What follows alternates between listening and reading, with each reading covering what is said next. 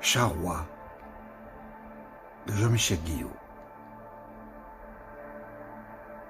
Cette folie, ce charroi, aubépine en fleurs, sur eau chargée de fruits, bientôt, je traverse la saison sèche, la soif aux lèvres. Gourde bienvenue accueille le petit vin de pays. La marche sera longue sur le cosse méjean. Un bourri fera l'affaire pour y passer la nuit. Flora campa déjà, après une bonne heure d'ascension, chemin de pierre ravinée, mais sec là, sous nos pieds. Tu te rappelles cette jolie combe toute ronde où nous fîmes l'amour toute une nuit? En septembre, elle se remplira d'eau de pluie. Nous serons loin, mais nous reviendrons l'été prochain. À la pointe sèche, dans le cuir, dans l'écorce encore tendre, dans le sable mouillé, dans tout ce qui s'offre aux cygnes, partout où des cygnes à fleurs, je fais mon miel. L'automne émeut encore, sa polychromie me plaît, l'emporte sur toutes les mélodies jadis aimées. Une harmonie fluviale se détend, ne s'étale, ne déborde, borde les contrées, broche bien plus tôt, s'insinue jusque dans le bleu des yeux. Aucun émoi apparent, la puissance reste bien visible, mais pour en faire quoi? Question d'homme que la nature ignore, ce mot est pauvre, tellement pauvre. Il ne comble pas le vide laissé par les hommes après leur passage, non pas vide de sens, mais vide de toute substance. Les ravages de l'industrie, eux, laissent des traces durables. L'eau brûle, et ce pauvre mot, nature, ne dit rien d'une puissance qui n'exerce aucun pouvoir, sinon d'attrait, de villégiature. Un mot pour touristes qui prennent en bain de sauvagerie, un mot parmi d'autres.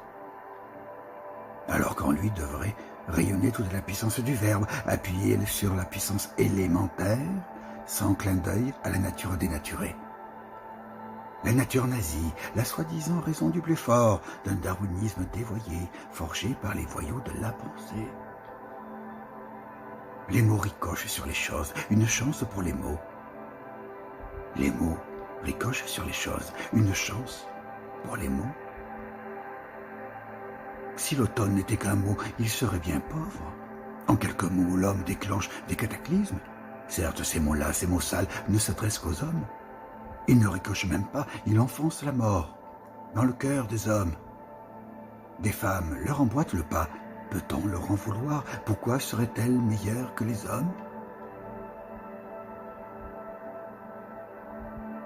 L'hiver est venu doucement cette année, instable, il est vrai. Il va et vient, insinuant comme un déclin annoncé qui ne vient pas.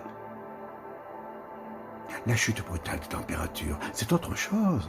Enfin, une franche rupture, une absence de frontières, les flux ne circulent plus, ruisseaux, étangs et flaques se fichent dans les glaces. Le fleuve s'ébroue, regimbe, les rivières résistent inlassablement, pris dans les glaces enfin, le fleuve coule en profondeur. Les rivières s'apaisent, la débâcle n'est pas pour demain, la victoire du froid est totale. C'est un recommencement absolu, une vacuité nouvelle, aimée, ancienne, une vie à l'œuvre, un sursaut.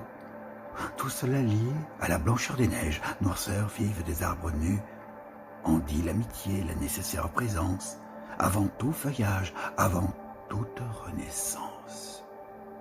L'hiver est une naissance. Moment où le froid s'installe pour de longues semaines, à pas lourd alors, le feutre des neiges. Comme si la neige marchait sans jamais se mettre en route, marchait et marchait à pas feutrés dans le dédain d'hommes et de femmes, par trop attachés à la joliesse des étés trop courts. Qui, hormis nous, qui aimons le soleil et ses bienfaits et la nostalgie de l'hiver, quand la fournaise estivale nous écrase? Folie des neiges, les lourds flocons avaient des silences, l'épaisse couche de silence poudroie. Là-bas, en Suède, je te vois sur le lac gelé, encapuchonné, chaudement vêtu, visage concentré sur le trou que tu ménages dans la glace, pour trouver l'eau poissonneuse, bientôt la ligne, Bientôt la prise, retour dans le froid intense, jubilation de l'œuvre accomplie, repas et repos, belle et rude journée. L'hiver tourne dans l'air vivifiant, la chaleur du poêle est si bonne qu'il se perd dans le froid